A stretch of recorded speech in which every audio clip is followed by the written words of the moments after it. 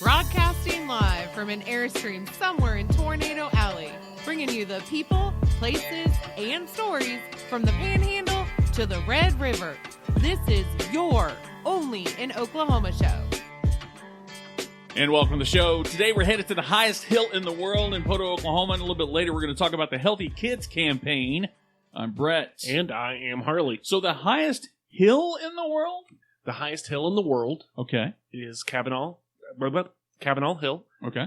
in Poteau, Oklahoma. It's 1,999 feet high. That's a tall hill. That's a pretty tall order for a hill. Apparently the cutoff is 2,000 feet. So Yeah, I read somewhere that it was formerly known, it's the mountain, or the hill formerly known as Mountain. yes, it used to be called Cavanal Mountain back in the day. My question is, how do you get this sounds like an easy one, but how do you change your identity from a mountain to a hill, or vice versa? I think you just measure it, I think. But that's just silly to me that the cutoff is 2,000 feet to make it a mountain? We're splitting hairs over a rock? Yes. Literally. I think we do that. Okay. So tell me this. How did Cavanal Hill come to be? Cavanal Hill was a notable landmark and was given its name by French travelers in the 18th century. So apparently French fur trappers came to the area. They built a camp at the base of Cavanal, and that's where the name came from. Cavanal means cavernous in French, and Poteau means post, I believe, in French. Okay, so fast forward, 1819, Thomas Nuttall of Boston, he actually came and stayed at Cavanal Hill, examined the plant life, learned how to speak to the American Indians and the French trappers, basically told the stories of the marvels that was Cavanal. I think it was probably mountain at that time. I'm not 100% sure when the name change happened, but there was a lot of stuff that happened in this kind of obscure place, at least from my perspective. Okay. You know, it's not a heavily populated area, but there was, in the 1800s, Walter Beard established a health resort at the summit of Cavanal Hill, and his health resort was basically a combination of the view and the natural springs that occur in the area. So, go ahead. No, I was going to say, what classifies as a health resort in the 1800s? And then I just automatically went, probably the healing properties of the mineral springs is what the draw was. Similar to there, and this isn't the only instance of something like this happening. Medicine Park is another example of they basically built a community, right? Not not a resort, but an actual community around the Medicine Springs. So this was kind of I almost feel like this was I don't know, what would you compare that to? The earliest version of I don't know what now. I'm trying to think, but anyway. You're talking about like a mountain retreat? Right. No, not a mountain retreat. Just the earliest version of the people doing a thing and communes and fad diets. Stupid. Don't cut all that part out. So that was, I think, something that was very common, not just here, in other parts of the country as well. Absolutely. It was something that really kind of rose in the early 1800s. Right. Very popular. It did become very popular. So the cool thing, I think, and why I really don't know why it's not brought up more, is Poteau is 3 miles away from Cavanal Hill. Mm-hmm. But at one point in time, there was another town right there. Really? So halfway up Cavanal Hill, there was a town called Whittville. Okay. That was established by a guy named George Witt as a mining town for coal. Really? Yes. So the reason that there is a path or a road that goes from the bottom of the hill to the top of the hill was because of coal mining in the area. So they had a railroad then? Yes, they had a railroad that went up the mountain. Wow. And there were a lot of people that worked in the area, and literally a town popped up. Well, a little fun fact, kind of doing a little bit of a time leap, if you will, a time jump. Senator Robert S. Kerr. We've all heard of him. Kerr building downtown. Probably, he's one of the cornerstones of the state of Oklahoma.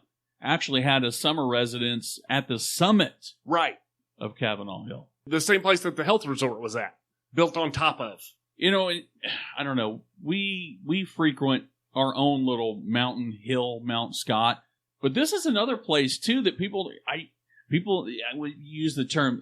It's kind of slept on. I didn't know anything about Cavanal Hill, but this is to this day is a huge draw. People come from all around to check out Cavanal Hill. Well, for starters, the view is great. Yeah, you're 1,999 feet up in the air, right. So you can see a lot.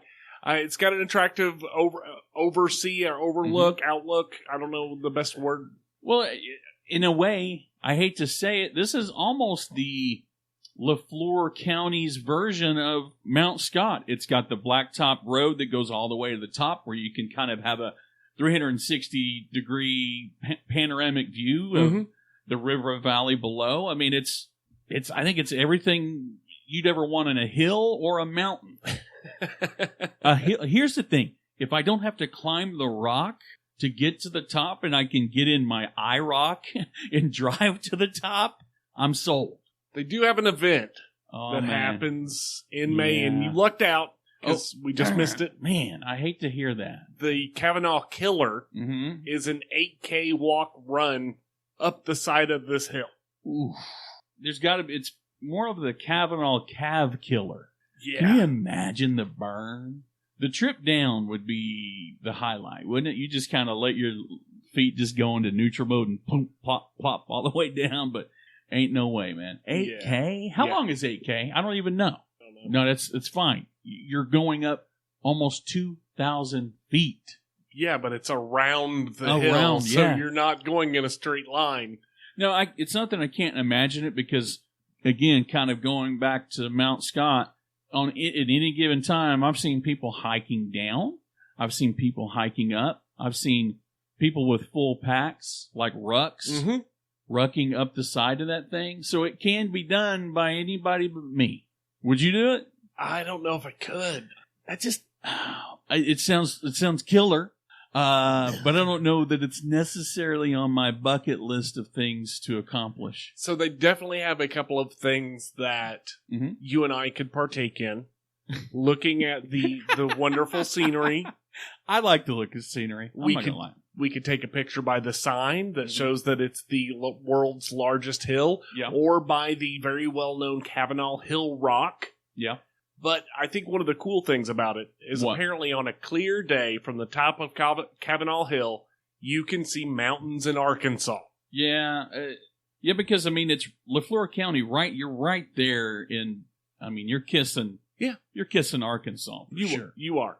But there's got to be a downside. Well, so I don't want to take anything away from it. Right. But I think there may be a slight issue with it actually being the world's largest hill. Because there's actually no American designation for the difference between a mountain and a hill, according to the U.S. Geological Survey. So it is geology / geography / map reading. How is that even... How do we not have a distinction between a mountain and a hill? But we do. It's basically, if somebody calls a hill a mountain, it's a mountain. Right. So if you come from the Ozarks and you look at our hill, our mountain, it's a hill to you, probably. Right. Yeah. Okay. But I still think it's cool. I think it's a neat. Oh yeah. A neat place to check out, and I think the views are gorgeous. Right. And there's always stuff to do. There's plenty of things to do around there. Great restaurants, great people. If you've never been to southeastern Oklahoma, some of the nicest people I've ever encountered were in that part of the state. There's also some great places for kayaking and camping and all that sort of stuff. So, yeah, it's definitely worth the drive. Parks that you can go to. There are parks that you can take your cabins that you can take your small children to. Yeah. And still have a good time even with kids. I would agree with that 100%. Yeah. Well, you definitely need to check out Mount Cavanal in Poteau, Oklahoma. Coming up, we're not going to check out Mount Cavanal because it's not Mount Cavanal. Cavanal Hill. Check out Cavanal Hill on your own, in your leisure. Or is it leisure? I don't know. Tomato. Who cares? Just go see it. Coming up, we've got the Healthy Kids Initiative. Lieutenant Governor Pinnell's got a new thing. We're going to check it out next. We are really big into our t-shirts. Yeah. I'm wearing right now an Only in OK t-shirt. That looks pretty damn good on me. It does. I will let you know that we picked up a new listener the other day. We did? Yes, we did. The FedEx guy pulled up to the house to drop something off, and he said, "Hey, do you have a podcast?" And I was like, "Hey, that's a weird question. How would you know that, creeper?" I was wearing my t-shirt about my podcast, and he asked me about it, and yeah, he's listening. And now we're making $1 million because of a t-shirt. You know, that's the thing about it, though. T-shirts are great forms of advertisement.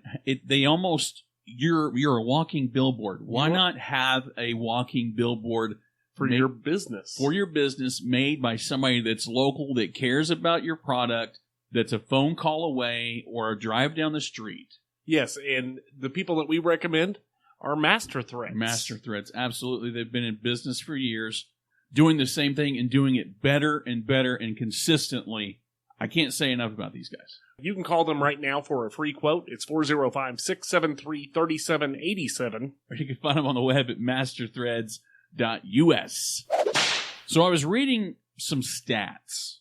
Nothing fancy, because you and I have got into some long-winded discussions about my percentages. 60%, you know what I mean. I'm terrible at percentages. It's always 60%. But I looked up top 10 most obese states as of 2020. Oklahoma is clocking in at number 8. Yeah. We're in too many top 10s for the wrong reasons, man. I agree. But I will say that our buddy, Lieutenant Governor Matt Pinnell, is working on that. He's leading a new push to improve the health of the little Okies. Yes. You definitely need to understand that childhood obesity is it's not sweeping the nation, but it's a serious concern. I would agree with that. And again, Pinnell has announced the new program. It's called the Healthy Kid Campaign. He was quoted, though, as saying, for us to be a top 10 state, and please hear me on this, we can go out, we can create a bunch of jobs, we can fix roads and bridges, we can invest in our public education system. Of course, we need to be doing those things. But if we're not investing in a generation when it comes to healthy living and healthy lifestyles, then a lot of those things aren't going to be effective. In the bottom line, and this is going to sound cliche, but I think it's 100% accurate, it starts at home. If you as a parent are not living a healthy lifestyle, adopting healthy living, teaching your kids how to cook a healthy breakfast, for crying out loud. Yeah. It starts with us. It really does. I know people that are struggling with their own weight. I know people that are their kids are as big as a pencil, but mom and dad have weight issues, or vice versa. Right. You have to get control. It starts with you, mom and dad, for sure. Well, I don't disagree with the idea that, it does start at the home or in the home, but I think it's important that we have initiatives like this. Again, Oklahoma is somewhere in the very bottom of that list as far as health of children goes. The lieutenant governor is working with at least 30 different organizations and state agencies to develop the new Healthy Kid program. Right. But I definitely think it's a good sign.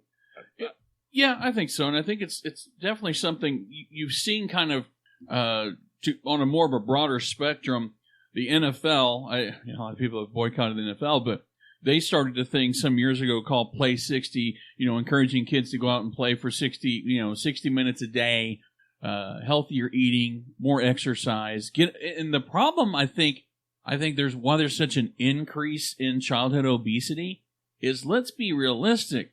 Everyone's been sheltering in place. Everyone's been staying home, not going outside, kind of, I don't know, almost hibernating in some instances. I agree, but I think that was the issue existed before the current environment. I think one of the things that I see as a highlight, and definitely at least give us an inkling that we're moving in the right direction, all of the Oklahoma ecotourism, right? The eating, the farm to fork operations, farm to table operations that are happening in the state. I think it really is a good indicator that we're moving in the right direction. Absolutely. Eating less processed foods. We preach buy local, stay local, but I think at the end of the day, it's being more health conscious as well, because how many times do people we buy so many processed foods and so many things with so many preservatives.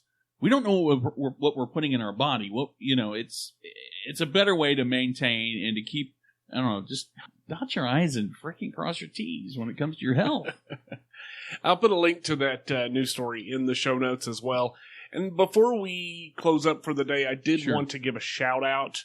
We have a very active group member. Yes. I mean, we have a very active group. We do have a very active group, but there's one person in particular that I wanted to say thank you to on the air. Mm-hmm. Sam Smith is constantly adding really relevant, pertinent information into the group as far as travel destinations in the state, places to eat, places to go, things to do. And I'm pretty sure Sam is short for Samantha, but I'm not 100% sure. So if Sam is a guy and he's mad because I said maybe it's short for Samantha, I'm sorry. But basically, just wanted to say thanks, Sam. Right. Love what you do in the group. Absolutely, because at the end of the day, if there are things to do, there are places to see, things to eat. We're not locked up anymore. Get out, go see, be a part of it, be a part of the group. Find us at Discover Oklahoma. Find us on the internet. We are the OnlyinOKShow. New episodes every single week without fail. This has been the OnlyinOKShow. I'm Harley. And I'm Brett. And we're out of here. Peace.